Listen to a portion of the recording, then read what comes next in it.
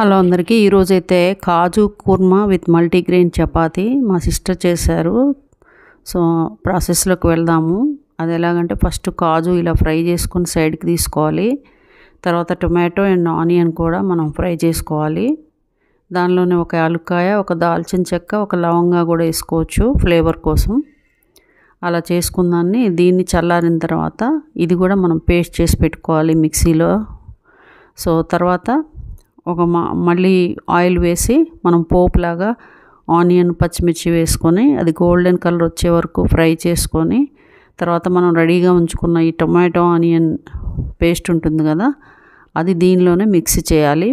అలా మిక్స్ చేసిన తర్వాత కొంచెం సేపు ఈ పచ్చి అంతా పోయే వరకు ఉడకనివ్వాలి మూత పెట్టి.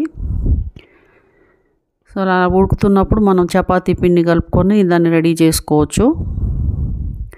తర్వాత ఇది ఉడికిన తర్వాత మనం దీంట్లోనే కొంచెం లైట్గా బటర్ కానీ అలాగే కొత్తిమీరతో కానీ గార్నిష్ చేసుకోవచ్చు.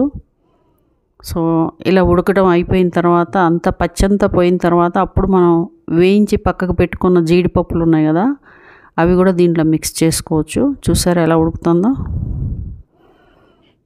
సో ఇలా మిక్స్ చేసిన తర్వాత ఇప్పుడు మనం వేయించి పెట్టుకున్న జీడిపప్పులు కూడా దీంట్లో వేసి మిక్స్ చేసుకొని తర్వాత కొత్తిమీరతో గార్నిష్ చేసుకోవచ్చు. జీడిపప్పు వేస్తున్నాం, తర్వాత కొత్తిమీర.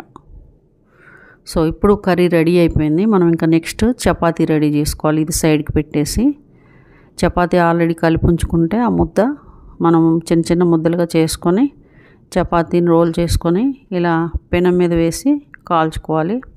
కాల్చుకున్న తర్వాత ఈ చపాతీతో పాటుగా మనం చేసిన కాజు కుర్మా కర్రీ వేసుకొని తింటే చాలా టేస్టీగా ఉంటుంది. ఇక్కడ చాలామంది కాజు తినాలంటే కొంతమందికి ఒక అపోహ ఉంటుంది, ఏంటంటే దానివల్ల ఏమైనా కొలెస్ట్రాల్ వస్తుందేమో, బ్యాడ్ కొలెస్ట్రాల్ అని అనుకుంటారు.